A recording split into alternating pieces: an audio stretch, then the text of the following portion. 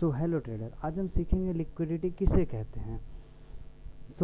जैसे कि मान लीजिए अब यहाँ पे एक यहाँ पे रेजिस्टेंस है ऊपर, ये एक हो गया आपका रेजिस्टेंस और ये हो गया आपका एक सपोर्ट। तो एज इन मार्केट क्या है, एक रेंज में है, मार्केट एक रेंज में चल रहा है, ठीक है।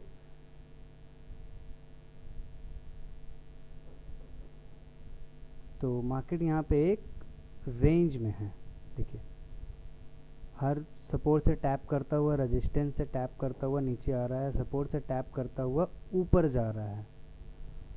तो इसे हम कहते हैं एक रेंज बाउंड मार्केट। ये मार्केट एक रेंज में है।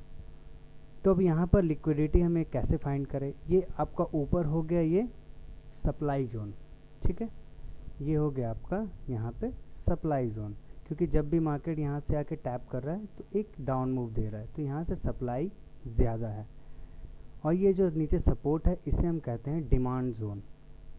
ये क्या है कि जैसे ही मार्केट नीचे आके सपोर्ट पे टैप कर रहा है तो वहाँ पे डिमांड बहुत ज़्यादा है, वहाँ पे बाइंग आ जा रही है।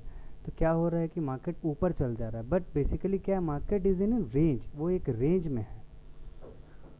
तो कभी कभी क्या होता है कि जब मार्केट, कभी कभी क्या है कि यूजुअली ऐसा ही होता है कि जब मार्केट एक रेंज में होता है उसके बाद आप देखिए ये एक रेंज में है, ओके, ये रेजिस्टेंस से टैप करता हुआ है। अब इसने अपने सपोर्ट को, डिमांड लेवल को ब्रेक कर दिया।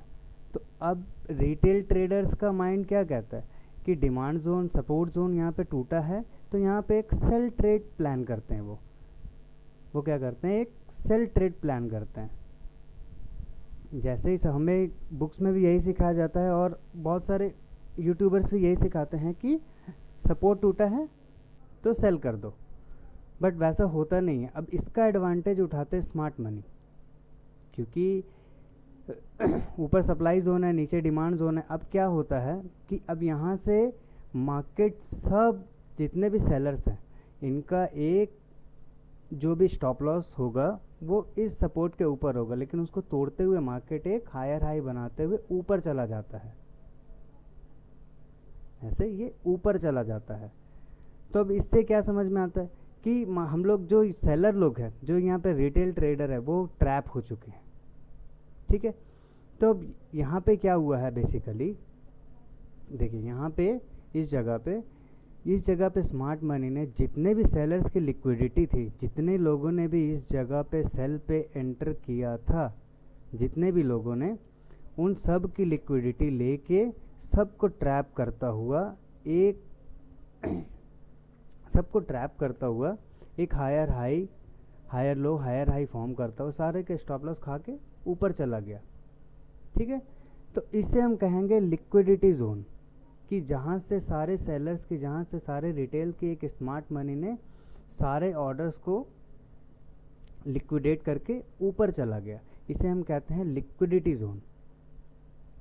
अब ऐसा ही सेम अपसाइड में भी होता है।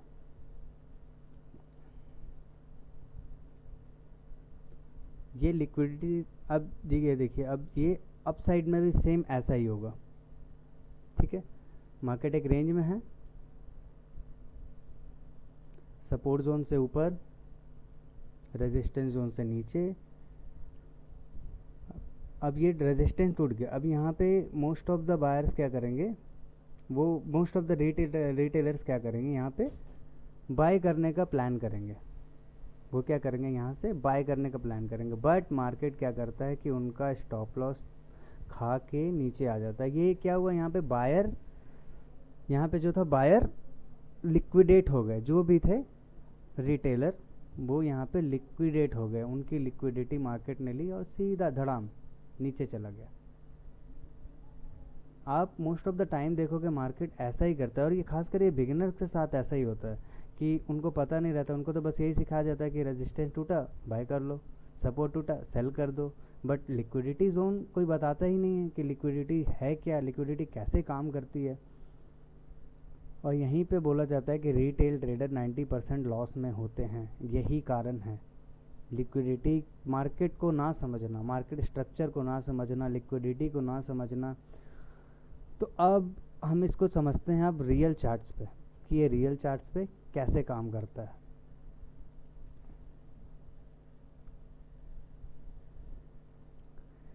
तो अब देखिए यहाँ पे मार्केट एक जोन में है, ओके, जोन में है। अब इस जगह पे देखिए सपोर्ट टूटा, सब रिटेलर्स की यहाँ पे लिक्विडिटी ली मार्केट ने, उसके बाद सीधा ऊपर चला गया, ऊपर गया, ऊपर से एक रेजिस्टेंस तोड़ा, सभी रीटेस्ट किया, सभी बायर्स को बैठाया, रिटेलर्स को बैठाया कि आओ आओ, I am going up, I am going up, सारे। उसके बाद सब के स्टॉप लॉस लिक्विडेट करते हुए मार्केट नीचे चला गया एंड स्टिल गोइंग, वो अभी भी जा रहा है।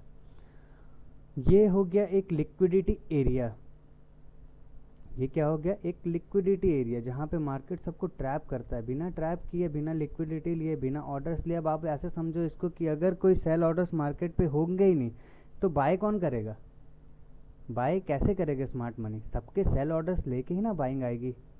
तो इसलिए यहाँ से सबके सेल ऑर्डर्स लिए और एक स्ट्रॉन्ग बाइंग लेके ऊपर चला गया। जब सेल ऑर्डर्स नहीं होंगे तो बाइंग आएगी नहीं, अब जब बाइंग ऑर्डर्स नहीं होंगे सेल नहीं होगा।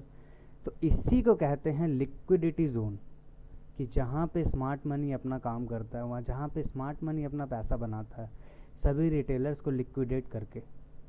So this is the liquidity area. यहाँ पे क्या है, सारे रिटेलर की लिक्विडिटी लेता हुआ मार्केट नीचे चला गया। अगर मार्केट को ऊपर जाना रहता तो वो ऐसे रेंज में नहीं रहता, वो ऐसे एक हायर हाई बनाता और ऊपर चला जाता।